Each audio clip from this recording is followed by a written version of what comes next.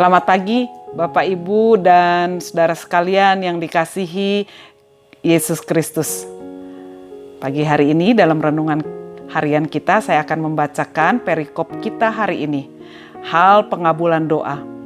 Matius 7 ayat 7 sampai 11. Mintalah maka akan diberikan kepadamu. Carilah maka kamu akan mendapat. Ketoklah maka pintu akan dibukakan bagimu. Karena setiap orang yang meminta menerima, dan setiap orang yang mencari mendapat, dan setiap orang yang mengetok baginya pintu dibukakan. Adakah seorang daripadamu yang memberi batu kepada anaknya jika ia meminta roti? Atau memberi ular jika ia meminta ikan? Jadi jika kamu yang jahat tahu memberi pemberian yang baik kepada anak-anakmu, apalagi Bapamu yang di sorga, Ia akan memberikan yang baik kepada mereka yang meminta kepadanya. Bapak Ibu sekalian yang dikasihi oleh Tuhan Yesus Kristus, ada 3 hal yang menarik dan disenangi oleh banyak umat Kristen melalui firman Tuhan hari ini. Kalimat itu adalah: mintalah, maka akan diberikan. Carilah, maka kamu akan mendapat. Ketoklah, maka pintu akan dibukakan. Lalu berlomba-lombalah orang Kristen mengisi doanya untuk pemenuhan kebutuhan dan keinginan diri pribadi. Tidak ada yang salah dengan meminta rumah, kecukupan finansial, kesehatan, kesejahteraan, umur panjang.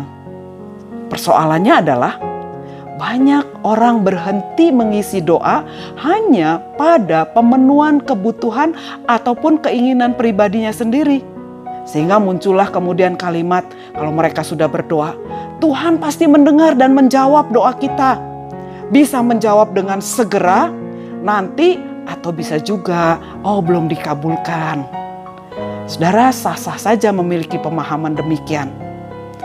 Tapi ada hal yang terlupakan dalam 3 kalimat di atas, yaitu bahwa pemenuhan dan pengabulan dari sebuah permintaan bukanlah sebuah keharusan dari Tuhan untuk mengabulkannya. Artinya Tuhan bebas saja mengabulkan atau tidak mengabulkan. Mengapa? Karena ada ukuran yang berbeda dalam cara berpikir Tuhan dengan cara berpikir manusia.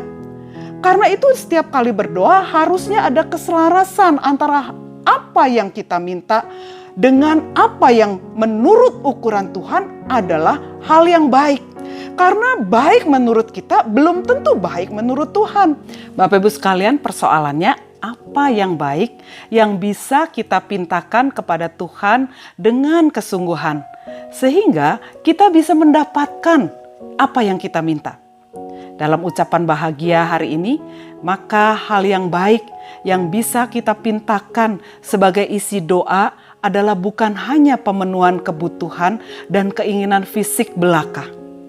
Karena pemenuhan kebutuhan fisik, soal finansial, rumah yang layak, kesehatan, atau bahkan hidup, bahkan kematian sekalipun bisa saja bukannya hal yang baik menurut Tuhan.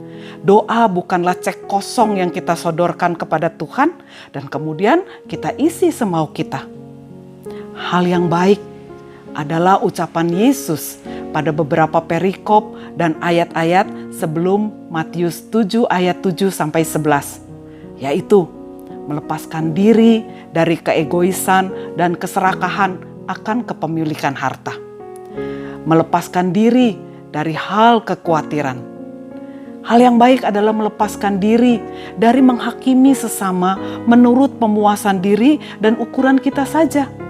Hal yang baik adalah mengupayakan supaya kita tidak hidup hanya mendengar tapi tidak melakukan firman seperti yang tertulis pada pasal 7 ayat 6. Dan hal yang baik adalah ucapan Yesus pada pasal 5 ayat 3 sampai 12. Tidak cukup kita hanya membaca ucapan bahagia itu.